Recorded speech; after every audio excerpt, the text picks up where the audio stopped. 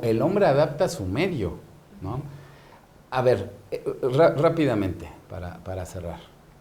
Hay una capa de la atmósfera, la troposfera, que está más o menos entre 18 y 20 kilómetros, donde hay una serie de gases naturalmente, en ciertas cantidades, ozono, dióxido de carbono, metano, clorofluorocarbonos, que esos son prácticamente hechos por el hombre, pero están ahí.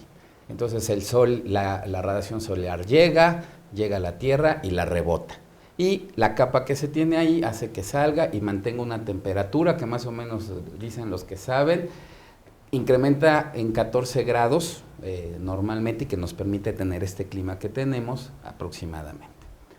Entonces el humano, a través de su actividad, de su desarrollo económico, etcétera, falta de planeación, hace que esa cantidad de gases que están ahí aumente.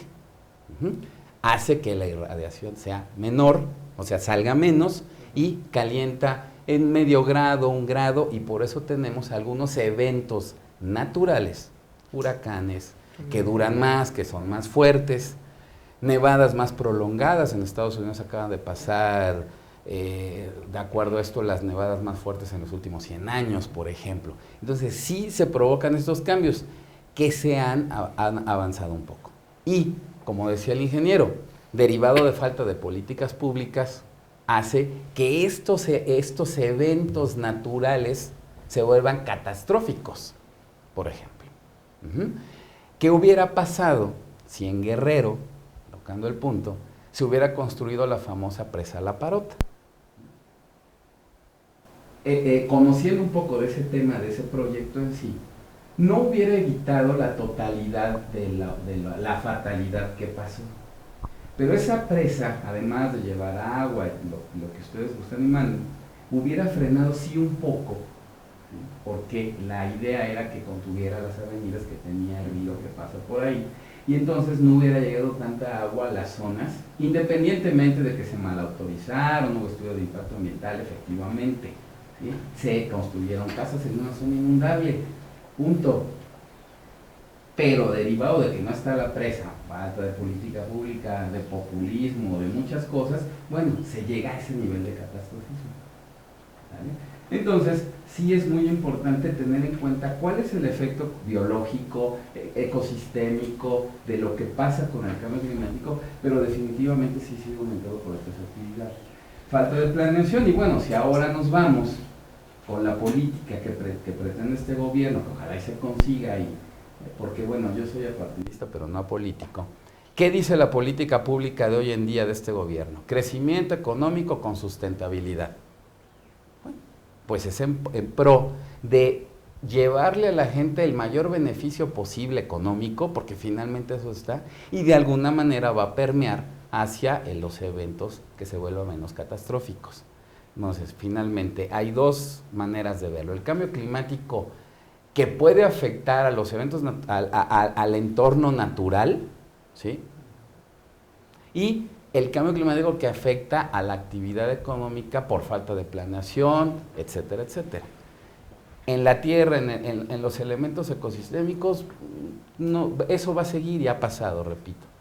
En los eventos sociales, culturales, bueno, va de alguna manera, se está tratando de disminuir porque nos afecta al humano, ¿no? ¿Quién somos los que regimos este planeta? Bueno, yo concluiría con 2 puntos importantes, o 3, dependiendo, porque luego aumento más. Tener básicamente una política nacional de cambio climático, que es fundamental impulsar en este gobierno, o los gobiernos que sean, pero también debemos de tener el problema de raíz.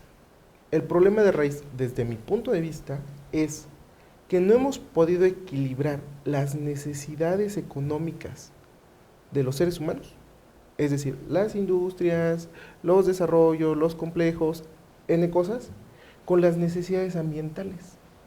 Hay ecosistemas que deben de mantenerse intactos.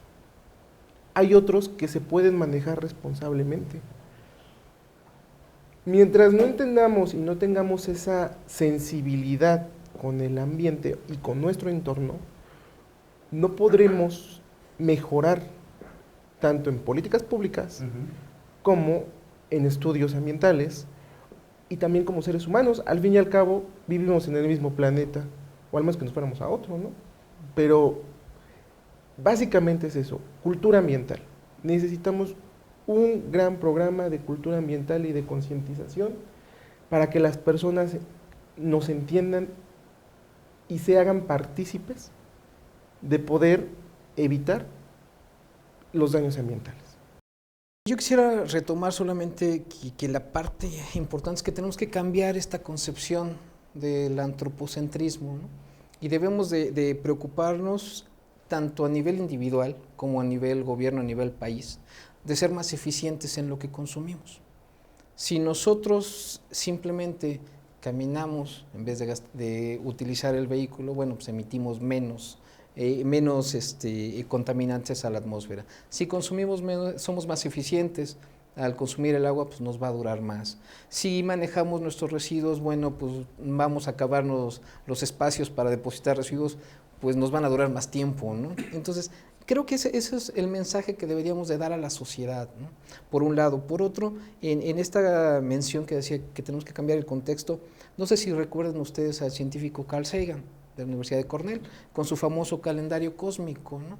Él, al hacer la comparación entre la historia del universo, los 15,000 millones de años, colocándolos en un marco de un calendario anual, pues la humanidad representa los últimos segundos del 31 de diciembre de ese año cósmico, ¿no?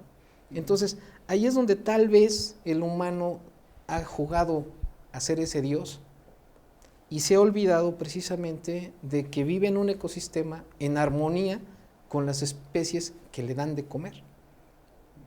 Si nosotros, de nuevo, y quisiera volver a remarcarlo, somos más eficientes en nuestro consumo diario, como personas, como empresas, como gobiernos, como naciones, pues vamos a poder alcanzar una mejor armonía en esta interrelación de flujos energéticos que a fin de cuentas es el ecosistema.